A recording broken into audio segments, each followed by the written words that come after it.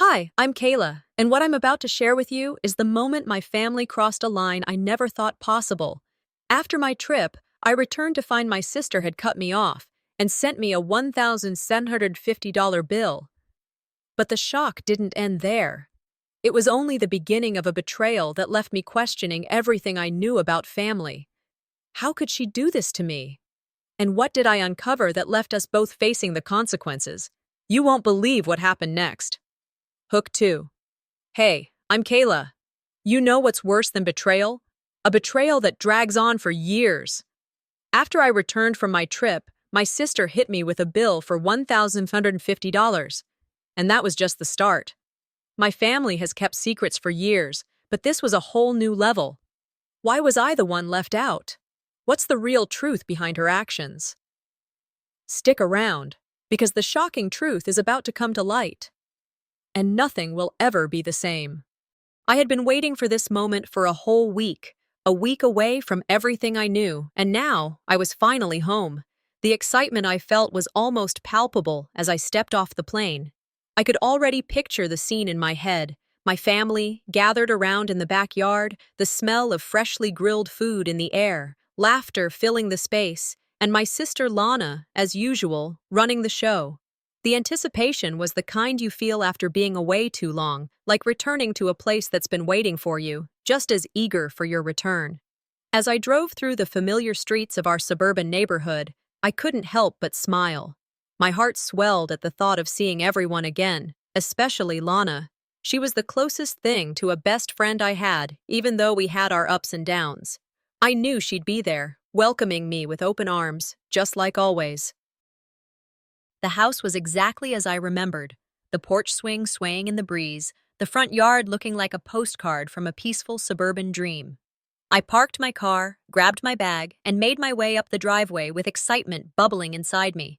I had missed this place, missed this family. I opened the door, expecting the sound of chatter and music, but instead, there was an eerie silence. The kind of silence that immediately told you something was wrong. My smile faltered, but I pushed the feeling aside. Maybe they were all in the backyard. Maybe they were just setting up. I walked through the house, calling out, "Hey guys, I'm back!" But there was no response, just the echo of my own voice bouncing off the walls. I reached the backyard, but there was no one there. The grill was cold, the picnic table unoccupied. The decorations, usually so vibrant and full of life, hung limply in the wind. I felt my stomach twist with confusion. Something wasn't right. I called Lana, my heart pounding in my chest. She had promised she'd be here, and I couldn't understand why the family get-together I had imagined in my head was turning into a ghost town. "Hey, where are you?" I asked, trying to keep my voice steady. "What happened to the party?" The phone rang and rang, but she didn't pick up. My finger hovered over the screen, debating whether to send a text. Instead, I typed, "Are we still doing this today?" and hit send. I waited. Minutes passed. Nothing. I tried to rationalize. Maybe something came up. Maybe there was a change in plans. But deep down, I felt that gnawing feeling of abandonment creeping in. This wasn't how it was supposed to be. I walked around the house, still no sign of anyone. My thoughts turned darker, wondering if maybe Lana had forgotten. Maybe she had something else planned and she didn't want to tell me. It wasn't like her. But then again, maybe it was. A few hours passed, and I still hadn't heard from her.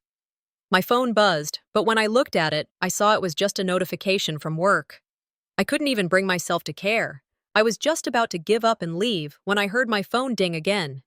This time, it was a message from Lana. I quickly opened it, hoping for an explanation, something to make sense of this. What I read made my heart drop. The message was short and to the point. "I need you to pay for your share of the last event, $1,750. You owe me."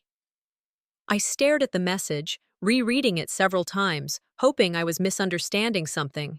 But the words were there, plain as day. $1,750?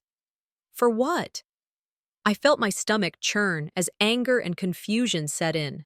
Was this some sort of joke?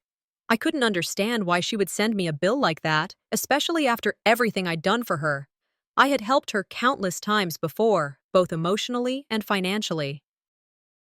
I had always been the one to step in when she needed help, but this was something else. I quickly shot a text back.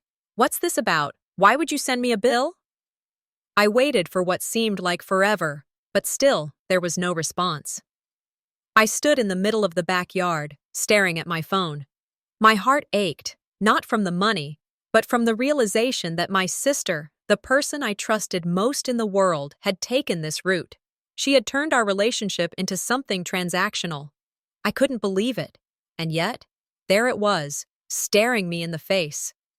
As the evening wore on, I sat down on the porch swing, my mind racing. Memories of the countless times I had sacrificed for her, always putting her needs before mine, flooded my thoughts. And now I was being told I owed her. I felt the weight of the situation crashing down on me. My throat tightened as I tried to hold back tears. What was I supposed to do with this? How had things gotten so out of hand? I couldn't sit here and let this slide, not anymore. After a restless night, my resolve solidified. I needed answers. I needed to confront her, but I didn't know what the outcome would be. All I knew was that I was done letting her take advantage of me. I stared at the phone in my hand. It felt heavy, and yet, I knew what I had to do next. I couldn't understand what I was seeing. It didn't make sense. I stared at the bill in my hands, $1,750. The number loomed larger than it should have, the zeros mocking me. My heart sank as I reread the message attached to it. "Family contributions during your absence." The words hung in the air like a bad joke, yet they were too real to dismiss. I felt my hands shake as I placed the bill on the kitchen counter. It felt like a slap in the face. This couldn't be happening. It was too much, too ridiculous, too wrong. My brain screamed at me to make sense of it, but I couldn't. I had just returned home, excited to reunite with my sister Lana, only to find the house empty, my family nowhere to be found. Now this. I took a deep breath, trying to calm the whirlwind of emotions inside. My first instinct was to reach out to Lana, to ask her what the hell was going on, but how do you even start a conversation like that? "Hey, I just got a bill for $1,750. Mind explaining why?" I typed the message and stared at it for a moment before hitting send. My thumb hovered over the screen as I waited, but there was no immediate response. I could feel the weight of the silence growing heavier with every passing second. Confusion turned to frustration, then to something deeper, a sense of betrayal. How had we gotten here? Was I really so blind to what Lana had been doing all this time? My sister, the person I had always turned to, the one I had helped whenever she needed it? How could she treat me like this? A bill? For family contributions? I paced back and forth, replaying everything in my mind. The events leading up to this, the times I had always given in, helped out, done whatever she asked, all those moments of sacrifice. Yet none of it had been enough. Instead, she had taken advantage of me, and now she was demanding money for what? For what exactly? I sat down, the anger building inside me. And I was tired of being the one who always gave, tired of always being the one to hold everything together while Lana lived her life without a care. I had been there for her so many times, and now this cold, calculated demand. How could she do this? Was this how our relationship had been all along? Me, giving everything, and her taking it without a second thought. I couldn't keep waiting. I had to get some answers. I grabbed my phone, my fingers tapping the screen once more. "Why are you sending me this bill?" I typed. "What is this about?" I sat there, watching the message bubble up on the screen, waiting for the 3 little dots to appear, hoping for some sort of explanation, but nothing came. Not even a hint of a response. The silence was deafening. I looked at the bill again, the numbers mocking me, as if they were daring me to react, to fight back. But what was I supposed to do? What was I supposed to say? I felt the sting of frustration rising in my chest. What had I done wrong? Had I somehow missed the signs that she was using me all along? I had always given her the benefit of the doubt, always tried to be there for her, even when she didn't deserve it. And now, this. The more I thought about it, the angrier I became. This wasn't just about the money. It was about the years of manipulation, the countless times I had sacrificed my own happiness for the sake of our relationship, only for her to take advantage of me. I sat there for what felt like an eternity, my mind racing. I needed to do something, anything, to make this stop. After what seemed like hours, I decided. I had to confront her. I couldn't let this go on any longer. I had to stand up for myself. It was time to face the truth, no matter how ugly it was. I grabbed my phone and typed out the final message. I want answers. Now. With trembling hands, I hit send, then put the phone down, the weight of the decision settling over me. This was it. There was no turning back now. Later that night, my phone buzzed. It was from Lana. I picked it up with shaky hands, not sure what to expect. The message was short, almost dismissive. Family contributions you missed while you were gone. You know this. The words felt like a slap. My heart sank as I read the message again. And then again, just to be sure I wasn't misreading it. It was as if she had turned the tables completely, making me feel guilty for being absent, for not being there when she expected me to be. I felt a surge of anger rise up within me. How dare she? I whispered to myself. How could she manipulate me like this? How could she twist the narrative to make it sound like I was the one in the wrong? I stared at the message, fighting back tears of frustration. She had done it again. She had found a way to make me feel like the villain, and the worst part was, I was starting to believe it. But I couldn't. Not this time. I was done letting her control the narrative. Enough, I muttered under my breath, the weight of the decision finally sinking in. I was done. Done being manipulated. Done being the one who always gave. I had to take a stand. As I thought about it, I realized this wasn't just about the bill anymore. This was about reclaiming my life, my dignity, my worth. I wasn't going to let her use me anymore. I was going to confront her. And this time, I wasn't going to back down. But as I typed out a message to her, my hands paused. What if confronting her meant losing everything? What if it meant losing my family? For a moment, the doubt crept in, but I pushed it aside. This was the only way forward. I sat in front of my laptop, my fingers hovering over the keyboard. The screen glared back at me, a silent reminder of everything that had been building up over the past few days. The bill, Lana, the manipulation. My chest tightened as I scanned through the messages, financial records, and everything I'd saved over the years to defend myself. I was prepared. I had everything I needed, but I could feel my heart racing. My palms were clammy, the familiar mix of fear and anger gnawing at me. I knew what I had to do, but doing it, confronting her, felt like a betrayal of its own. Would this conversation end my relationship with her forever? Would I lose my sister in the process? I thought back to all the times I'd let Lana take control, the countless moments when I'd ignored my own boundaries to make her feel comfortable. I remembered the subtle guilt trips, the unspoken expectations, and the way I'd always let her have the upper hand. The realization stung. I'd given her all of me. I had thought it was love, but now it felt like a trap. But I wasn't trapped anymore. I took a deep breath, steadying myself. This wasn't about the money anymore. It was about respect. It was about boundaries. It was about me standing up for myself for the first time in my life. With a final exhale, I opened the text message. I had to do this, for me, for the person I was becoming. Lana, we need to talk. You've crossed a line, and I'm not going to let it slide anymore. I will not pay that bill. I've been there for you in ways no one else has. This ends now. I stared at the message for a long moment, wondering if I was making the right choice. My thumb hovered over the send button. I knew what would come next. Her excuses, her manipulations, her twisted version of the truth. But I wasn't backing down.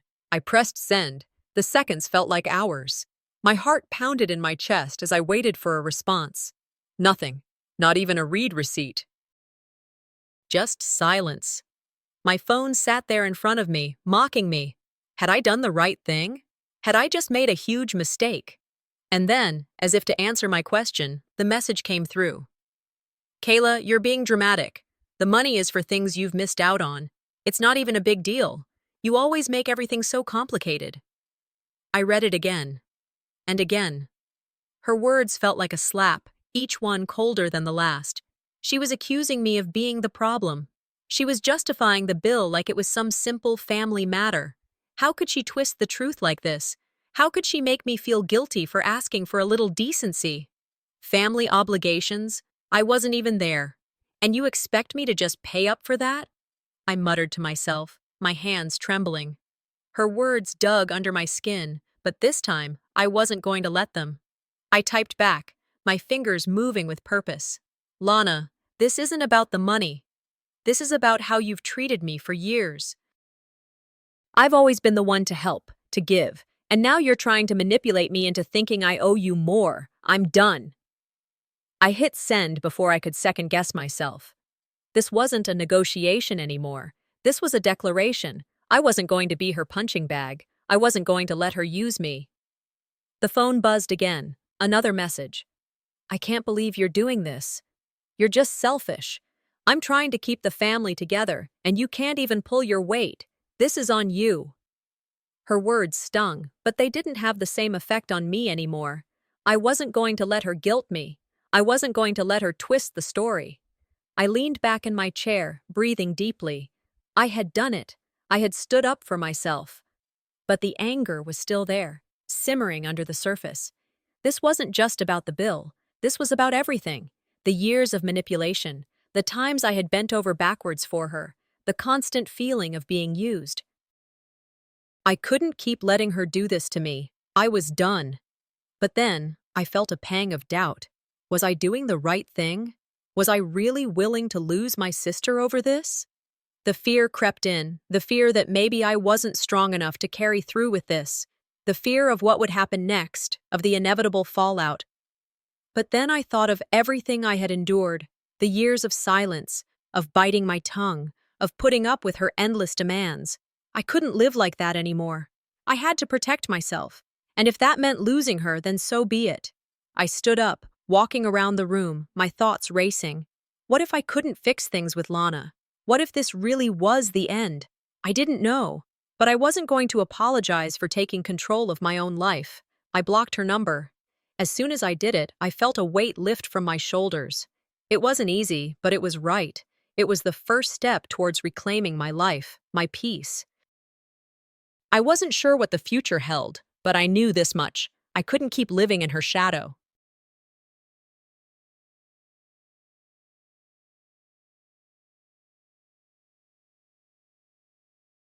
The phone didn't stop buzzing. It was like a relentless wave crashing against me, every notification making my stomach twist tighter. I had expected a backlash, but the reality of it hit harder than I anticipated. It started with a text from Mom. "Kayla, what's going on?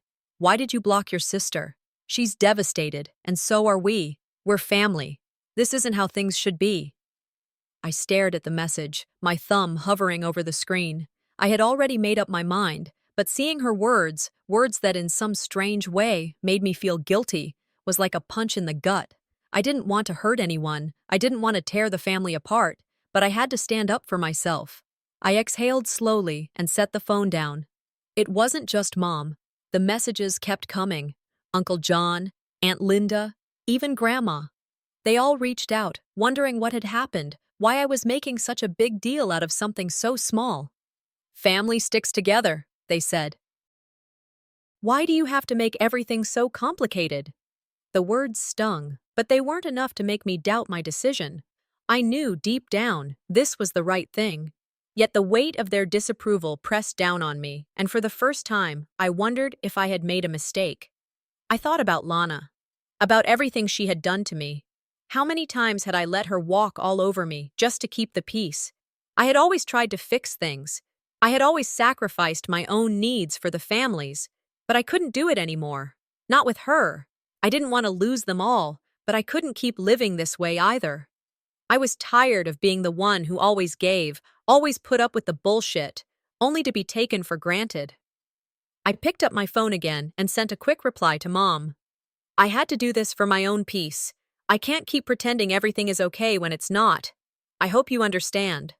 I didn't expect a response. I didn't care.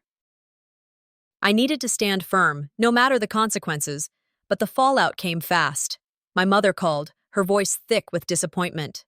Kayla, this is family. You can't just throw all that away over a silly misunderstanding. We've always stuck together. Don't do this. Don't tear us apart. Her words felt like daggers, sharp and cold. But I couldn't let them penetrate. I couldn't let her guilt trip me anymore. I had let her manipulate me for so long, and now, when I finally found my voice, she was using the same tactics to make me feel guilty. I wasn't going to fall for it this time. I'm not the one tearing us apart, Mom, I said, my voice steady despite the anger bubbling up inside me. I'm standing up for myself, something I've never done before. There was silence on the other end. I could hear her breathing, as if she was trying to find the right words to say, but there were none. Instead, the conversation ended with her telling me to think about the family and hanging up. It was like a weight had been lifted, but also like a door had been slammed shut. The emotional distance between us was growing, and as much as it hurt, I knew I couldn't let that stop me. I spent the rest of the evening in a daze, the calls and messages still flooding in, but I couldn't bring myself to answer them. It wasn't that I didn't care, but every time I picked up the phone, I felt like I was betraying myself. Then came the worst part. The moment I had dreaded, Lana called. Her voice, sweet as sugar, tried to pull me back in. Kayla, I know you're upset. I'm sorry if I hurt you, but the bill wasn't meant to cause this much drama. It's just family obligations. You've always been there for me, and I need you to be there now. Please don't shut me out. It was the same song, just a different verse. I listened, the guilt starting to creep in, but I fought it back. I wasn't going to let her do this to me again. I'm done with this, Lana, I said, my voice firm. I've done everything for you, and you've never appreciated it. I'm not playing this game anymore. For a moment, there was silence. I could almost hear her confusion on the other end. But your family sticks together, she said, her voice now sounding hurt, desperate. No, Lana, family doesn't use each other. Family doesn't manipulate each other. I'm done. There was a pause, and then the threat came. You'll never be forgiven for this, Lana snapped. You're making a mistake. The family will never forgive you. And there it was, the final attempt to guilt me, the final straw. I ended the call before she could say anything else. I had heard it all before, the same manipulation, the same guilt, but this time it didn't work. I sat back in my chair, my mind racing. I had done it. I had made my choice. But now, I had to live with it. Could I really walk away from my family? From Lana? The thought was painful, but I knew it was necessary. I was done sacrificing my own happiness for theirs. As I looked at my phone one last time, I realized the truth that had been staring me in the face for years. It wasn't just about the bill. It was about all the ways Lana had used me, manipulated me, made me feel small. I couldn't keep pretending that everything was okay. I had to walk away, for my own peace, for my own sanity. And if it meant losing her, then so be it.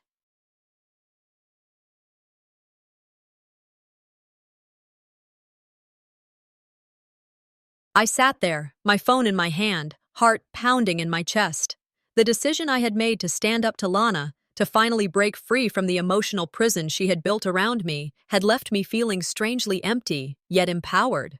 I had spent the last week replaying everything in my mind, the moments where I let her manipulate me, where I let myself be the scapegoat, and now it was time to confront her. There was no turning back. For so long, I had kept quiet, hoping things would change on their own, but they never did. My silence had been my submission, my acceptance of everything she had done to me. Now, it was different.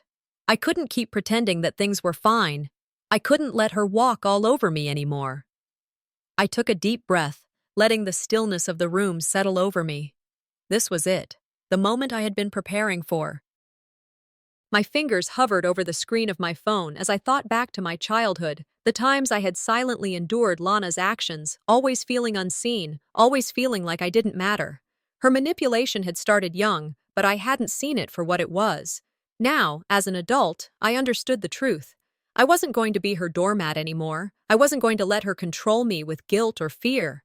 I was taking control of my own life now. I had no idea what would happen after this conversation, but I knew I couldn't keep living like I had. With a trembling hand, I dialed Lana's number. The phone rang twice before she picked up, her voice, as always, smooth and sweet, like nothing had ever happened. "Kayla," she said, her tone falsely cheerful. "I wasn't expecting to hear from you. What's going on?" I tried to steady my breath, to keep my voice calm. "We need to talk, Lana." Her voice faltered for just a second, but then she quickly recovered.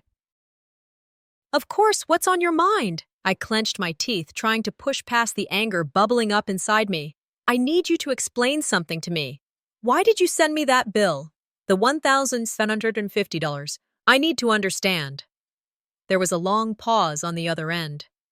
Then she spoke, her tone shifting to one of defense. "Kayla, you're overreacting. It's not that big of a deal. I was just trying to make sure things were fair with the family. You know how it is.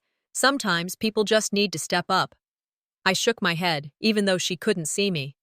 "No, Lana, that bill wasn't fair. It wasn't just a simple request. It was an attempt to make me pay for things I didn't owe you for. You've been manipulating me for years, and I've had enough." Her voice grew sharper. "What are you talking about? You've always been the one who's had it easy. You always act like I'm the one who's demanding. But I've done so much for you. Why can't you just help me out for once?"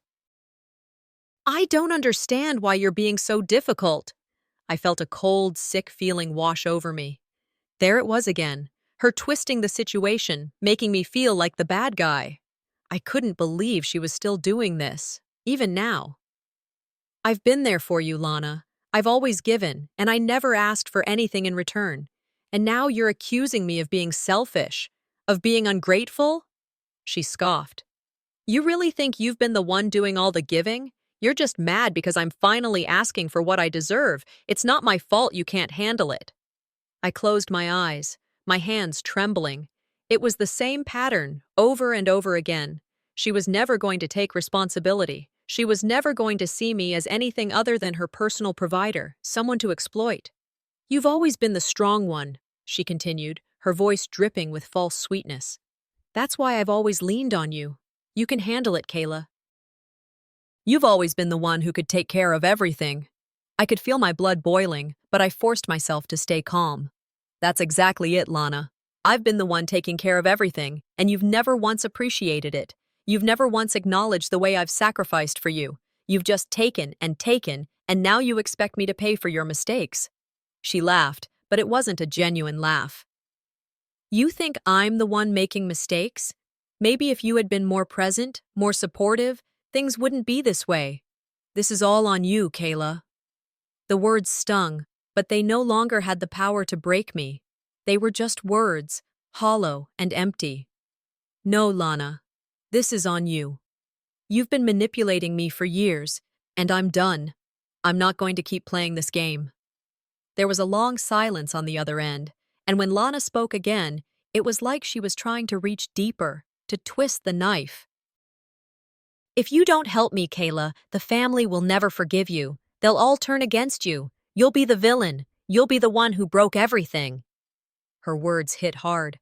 The fear of losing my family, the very people who were supposed to love me, gnawed at me. But it was a fear I had to face head on. It wasn't enough to keep me quiet. I took a deep breath, steeling myself for what came next. "I've already lost enough, Lana.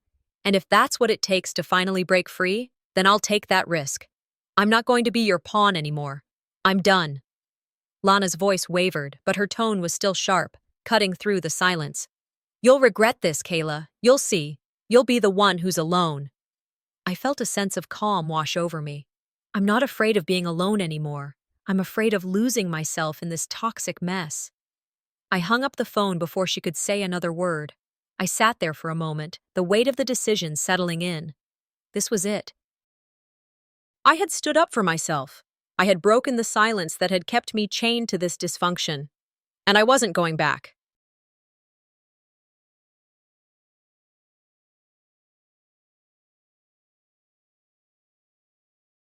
I sat there on my couch, the phone resting in my hand, my mind racing with thoughts of what had just happened. The weight of the decision I had made pressed down on me like a boulder. It felt surreal, almost like I had entered a new phase of my life, one where I had finally chosen myself over the suffocating expectations of family. I had blocked Lana, and with it, I felt the first taste of liberation, but it was quickly followed by a storm of doubt. The flood of texts and calls from family members didn't help. They came one after another, each one more demanding than the last, all asking the same question: why had I cut off Lana? I had always been the good one, the one who kept quiet, who endured the emotional labor, who accepted the manipulation without complaint. Now it felt like I had done something unforgivable, something that would cost me everything. The first message was from my mom, of course. "Kayla, what's going on? Why would you do this to your sister? You can't just cut her out like this, she's family." The words stung, but I was too tired to respond, too tired to explain. Didn't she see? Didn't anyone see how much I had given and received nothing in return? I had done everything for this family, and yet I had been the one always left out, always overlooked. Lana had taken from me for years, and now I was the villain for standing up for myself. The guilt crept in, heavy and thick. What if they were right? What if I had done something wrong? What if this was a mistake that I couldn't undo? But then, a spark of defiance flared within me. No, I was done letting them dictate my life. I had spent too many years swallowing my feelings, denying myself, all for the sake of family. But what had it gotten me? A lifetime of resentment and manipulation. I took a deep breath, a shaky exhale. There was no turning back now. I had made my choice, and no matter how much my family tried to make me feel like I was the problem, I knew deep down that this was the only way forward. I wasn't going to be their punching bag anymore. I wasn't going to be the one who always sacrificed. Not anymore. But the doubt still lingered. What if this split was permanent? What if I never had the family I had always wanted? The thought gnawed at me, but I pushed it away. I couldn't let that fear control me. It was time to take control. I glanced at my phone again, half expecting to see more messages from Lana or the family. But there was only silence now, a quiet that felt deafening. And in that silence, I began to think about my next move. I needed a plan. I needed to act, but I had to be smart. The conversation with my best friend Emma kept replaying in my mind. She had been the one to shake me awake when I had been so lost in the fog of my family's manipulation. "Kayla, you've been conditioned to accept their behavior," she had said. "It's not your fault, but you have to stop letting them control you. You deserve better. You deserve peace." Her words hit hard, but they were true. For the first time in a long time, I saw things clearly. Lana's behavior wasn't just a series of mistakes or misunderstandings. It was calculated. It was manipulation, and I had been its victim for too long. The realization stirred something deep inside me, a quiet rebellion that had been building, buried beneath years of silence and self-doubt, finally broke through. I wasn't the bad one. I wasn't the problem. Lana was. And it was time to confront her once and for all. I picked up the phone again, my hand steady now. This was the moment I would reclaim my life. But as I stared at the screen, I hesitated. Could I really do this? Could I face Lana and tell her everything I had been holding in? What would she say? What would the family think? I knew the answers wouldn't be easy. I knew there would be consequences, that the fallout would be brutal. But I couldn't let fear control me anymore. I dialed Lana's number, my heart pounding in my chest. The phone rang 3 times before she answered. Her voice came through the speaker, fake sweetness dripping from every word. "Kayla, I wasn't expecting to hear from you. What's going on?" I felt the anger rise, but I kept it in check. "We need to talk, Lana." The tone shifted ever so slightly, as if she knew this wasn't just a casual conversation. "Of course. What's on your mind?" I took a deep breath. "Why did you send me that bill? The $1,750. I need to understand why you would do something like that." Silence on the other end. Then, her voice, defensive, almost accusing. Kayla, you're overreacting. You know it's not a big deal. I just needed to make sure everything was fair. I felt a surge of frustration, but I kept my voice steady. No, Lana, it is a big deal. You've been taking advantage of me for years, and I'm done. I'm not paying for your mistakes anymore. Lana laughed, the sound hollow. Oh, come on, don't be dramatic. You've always been the one who could handle everything. You're the strong one. I don't see why you're making such a fuss. That was it, the same old line. She thought I owed her. She thought I was just a tool for her to use. Well, I'm not your ATM anymore, Lana, I said, my voice calm but firm. And I'm not going to let you manipulate me any longer. There was another pause, and then her voice softened. You know, family is supposed to stick together. We've always been there for each other. Why can't you just help out? Her attempt to guilt me again hit its mark. For a moment, I felt that old, familiar tug of guilt. But I didn't let it control me. No, Lana. I've always been the one to give, and I've never gotten anything in return. You've used me, and I'm done. I could hear the anger in her voice now, thinly veiled beneath her calm exterior. You're making a huge mistake, Kayla. The family will never forgive you for this. You'll be the one who's left out. You'll be the villain. I couldn't believe she was still trying to manipulate me. The same old tricks, the same old games. But this time I wasn't falling for it. I wouldn't. I'm not afraid of being the villain, I said. I'm afraid of losing myself. With that, I hung up the phone. The finality of it hit me like a ton of bricks. I had made the decision. There was no going back.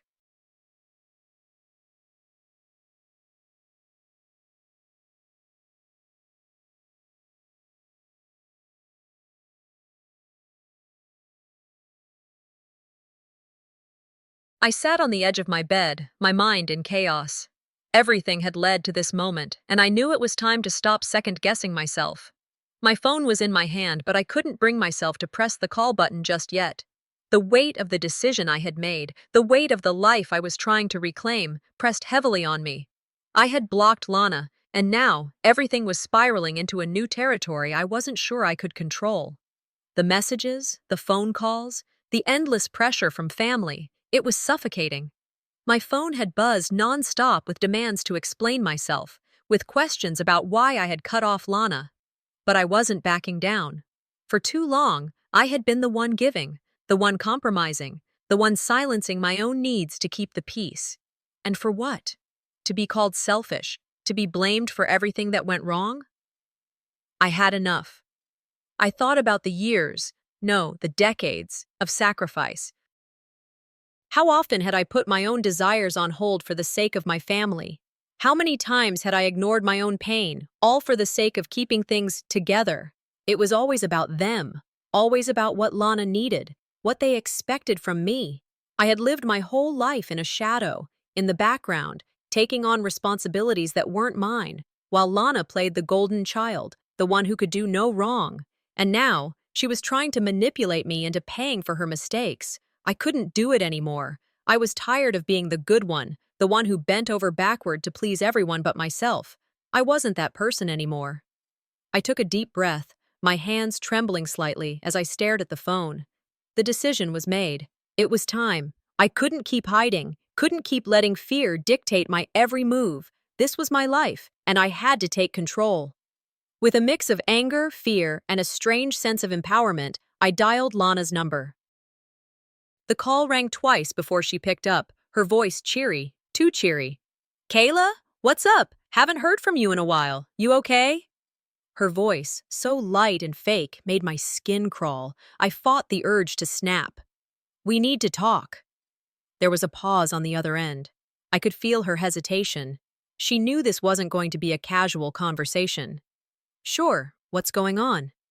I took another deep breath. Why did you send me that bill, Lana? $1,750. I need to understand why you thought that was okay. I heard a sharp intake of breath, followed by a small, nervous laugh. Oh, Kayla, I was just trying to take care of everything. You know how it is. It's just a little thing that needed to be settled. I could feel the heat rising in my chest, but I kept my voice steady. No, Lana, this isn't just a little thing. You've been taking advantage of me for years. I've given everything, and you've never once asked how I felt or if I needed anything. Now you want me to pay for your mistakes? No, I'm not doing it. There was silence on the other end. I could almost hear her calculating her next move.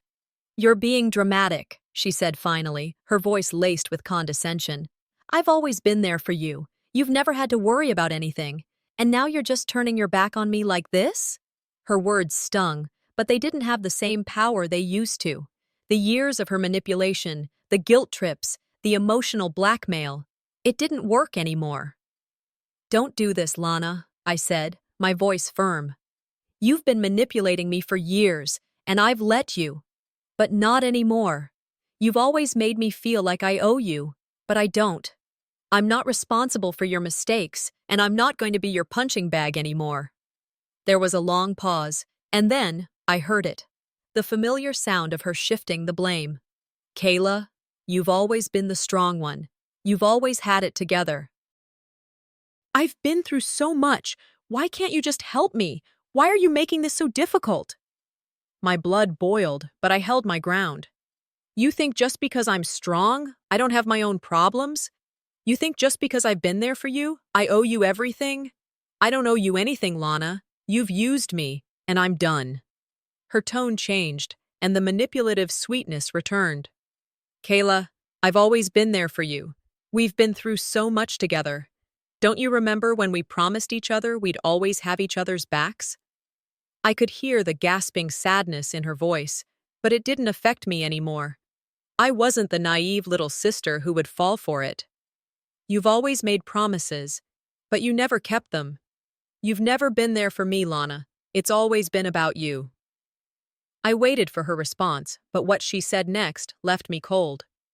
If you don't help me, Kayla, the family will never forgive you. You'll be the one who's cut off. Everyone will turn against you. Her words felt like a punch to the gut. For a second, doubt crept in.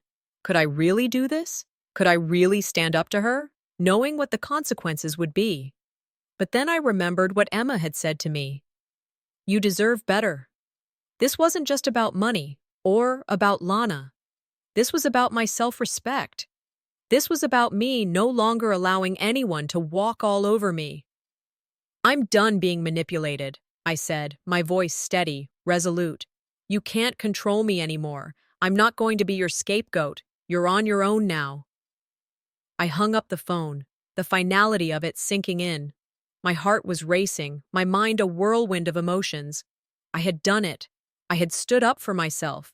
But even as I felt empowered, I couldn't help but wonder if I had made a mistake. I stared at the phone in my hand, feeling the weight of what I had just done. The decision was made.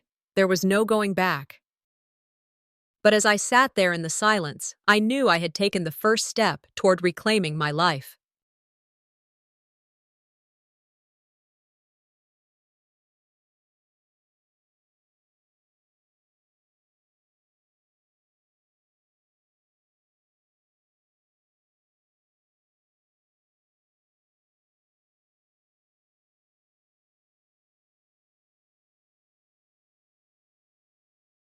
The room felt heavy, thick with the tension that had been building for weeks. The confrontation I had been preparing for was finally here. As I stood there, my hands cold against the phone, I took one last look around the house. My home, the space I had spent years trying to make comfortable, trying to make normal. But all that effort had come to nothing. It didn't matter how many times I cleaned up after the chaos or tried to smooth over the cracks. The truth had to come out. There was no more pretending. I reflected on everything that had led me here. The years of my sister's manipulation, the countless times I had put her needs above mine, and the way she had twisted every situation to her advantage. I had spent so long ignoring my own pain, trying to make peace with a family that was never at peace with me. But now, it was time to take control. I wasn't going to back down. The weight of the decision settled in my chest, but it wasn't fear I felt anymore. It was something stronger, a quiet defiance. I wasn't going to keep letting this go. No more guilt. No more second guessing. I had the evidence. I had the proof. I gathered my thoughts, emails, texts, receipts, everything that would expose her lies. I'd been preparing for this moment for so long, I couldn't afford to let it slip through my fingers. I was done being the good sister, the one who got trampled underfoot while everyone else got their way. This was my turn to be heard, and I wasn't going to let her silence me anymore. Taking a deep breath, I walked toward the living room where the family had gathered. It was time. This would either tear us apart or make us whole again. But one thing was certain. I was no longer the victim. As I stepped into the room, my eyes flicked over the faces of my family. There was Lana, sitting with her usual calm, her eyes already darting around, sizing up the situation. The others were quieter, unsure of what was coming. I could feel the weight of their expectations pressing on me. "You all need to hear this," I said, my voice strong, cutting through the murmurs. I wasn't asking for permission anymore. Lana looked at me, her face a mask of confusion. "What's this about, Kayla?" she asked, her tone still that soft, sweet one she used when she was about to manipulate someone into doing her bidding. But this time, I wasn't going to let her get away with it. "No more games," I said, locking eyes with her. "I'm done playing along with your lies. This isn't about a family obligation, Lana. This is about how you've been using me for years. You've manipulated everyone in this room, and I'm done letting you make me feel like I owe you anything." Her face flickered with panic, but she quickly masked it with a smile. "Kayla, you're being dramatic. I've always been there for you." I wasn't buying it anymore. I pulled out the phone and showed everyone the messages, the receipts, the countless times she had expected me to cover for her, to bail her out of her mistakes, without ever once acknowledging my own sacrifices. "You've been taking from me for years, Lana. And for what? So you could keep playing the victim, the golden child, while I was left picking up the pieces. You owe me more than just money. You owe me my peace," I said, my voice rising with the truth I had kept hidden for so long. The room was silent, the weight of my words settling in. But Lana wasn't done. She sat up straighter, trying to turn the tables. "This is all your fault, Kayla. You've always been selfish, always thinking you're better than everyone else. Don't you remember how much I've done for you? How much I've sacrificed for this family?" She was gaslighting me, trying to make me question everything I knew to be true. But I was ready for it.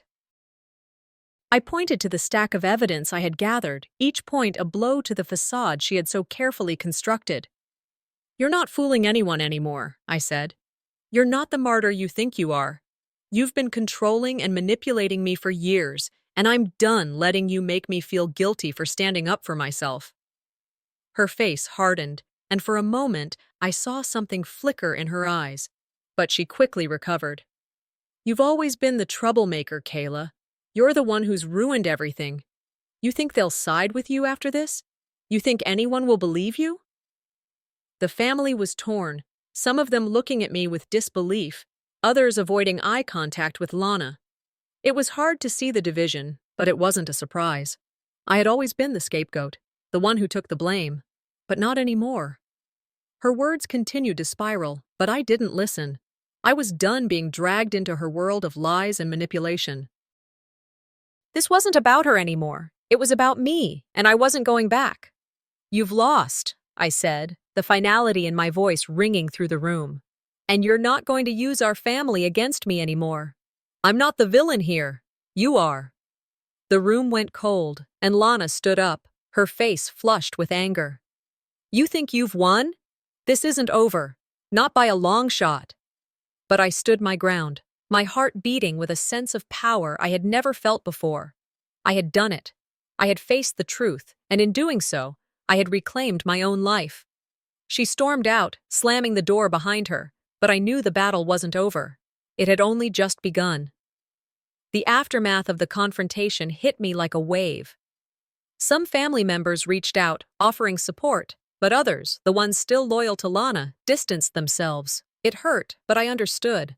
What I had exposed had shattered their perception of her, but it had also fractured the family, and that was the price of the truth. I sat down, feeling the exhaustion wash over me, but also a deep sense of relief.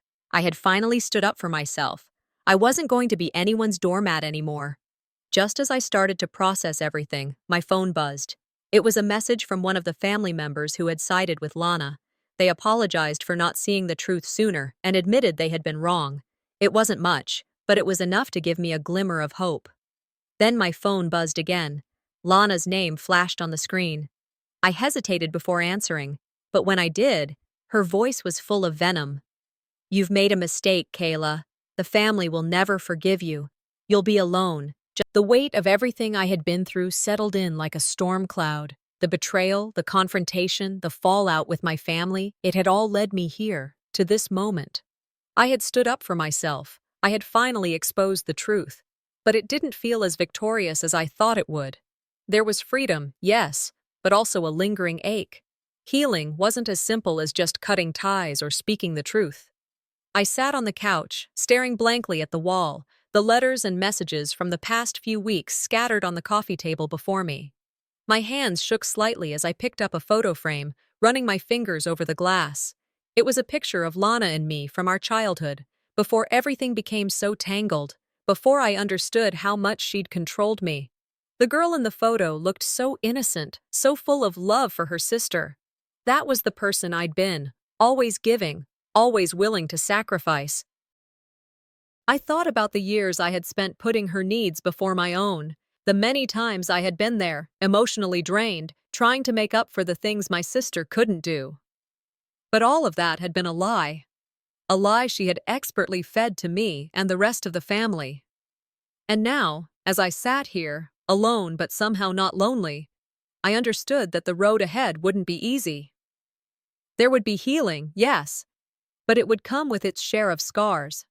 Scars that would need to be acknowledged before they could fade away. I had spent so much time fighting for everyone else that I had neglected myself.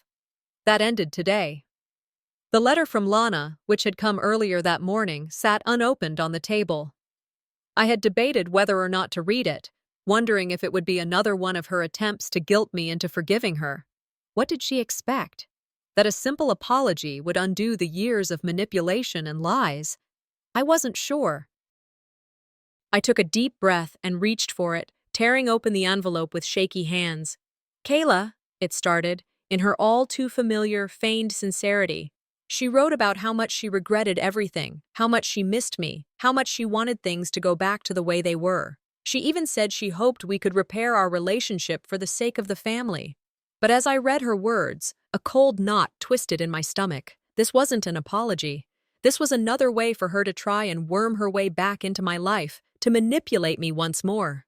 I felt the anger rise up in me again, but I was no longer afraid of it. I wasn't afraid of her or anyone anymore. I was done being the victim. I was done living under the weight of their expectations. I took out a pen and paper and began to write my response. It wasn't for her. It was for me. I wrote honestly, expressing the hurt, the disappointment, and the years of resentment that had built up inside me. I told her that I couldn't accept her apology, not because I didn't want to forgive, but because I had learned that forgiveness wasn't the same as allowing someone to continue treating me like I didn't matter. I told her that I had spent too many years being manipulated, too many years allowing her to control the narrative of my life. It was time to take back my power. Once I was finished, I sat back and looked at the letter. It felt like a weight had been lifted off my chest, but there was also an unease settling in. What would happen now? Would this truly be the end of the story? I stared at the letter for a long moment, unsure of whether to send it. But I knew deep down that it wasn't about her. It was about me. This was my closure. This was my way of letting go. With trembling hands, I folded the letter and sealed it in an envelope. It wasn't going to fix everything, but it would give me the freedom to move on. As I placed the letter in the mailbox, I felt a strange sense of peace wash over me. The past had been heavy. It had been suffocating at times, but I had broken free. It wasn't long before I felt the weight of the emotional cost settle in. My family had been torn apart, the pieces scattered beyond repair. Some of them supported me, others sided with Lana, and in the end, I had to accept that I wasn't going to get everyone's approval. The person I had once been, the one who lived for the approval of others, was no more. But in its place was someone stronger, someone who could stand tall without the need for validation. That night, I was sitting alone in my apartment, reflecting on everything. I had come so far, but there was more to be done. I had reclaimed my voice, and in doing so, I had created space for new possibilities. That's when my phone buzzed. It was a message from someone unexpected. It was from Tom, a colleague I had worked with years ago. He was asking if I wanted to grab coffee sometime. It was casual, but for some reason, it struck me as more significant. Tom had always been supportive, but I had pushed him away in favor of my family. Maybe this was the universe's way of telling me it was time to move on, to embrace new relationships and new opportunities. I smiled to myself as I responded, agreeing to meet him the following week. It felt good to know that there were people who cared about me, people who didn't need me to be something I wasn't. As I prepared to head to bed, I heard a knock at the door. I wasn't expecting anyone, but when I opened it, I saw my sister standing there. I froze. The tension in the air was thick, but this time I wasn't afraid of what she might say. She looked at me, and for the first time in a long while, I saw a flicker of vulnerability in her eyes. She handed me a small envelope, no words spoken. I hesitated before opening it, knowing that whatever was inside could either give me closure or open the door to more chaos. Inside, there was a single note. A short message, but enough to leave me speechless. I know I've hurt you. I've watched you grow, and I'm proud of the woman you've become. I may not agree with everything, but I understand now. I wasn't sure what to make of it, but it felt like a turning point. Maybe, just maybe, this was the last piece I needed to truly let go of the past. I looked up at her, my heart pounding in my chest. "Thank you," I said quietly. She nodded, and without another word, she walked away. As I closed the door behind me, I knew that the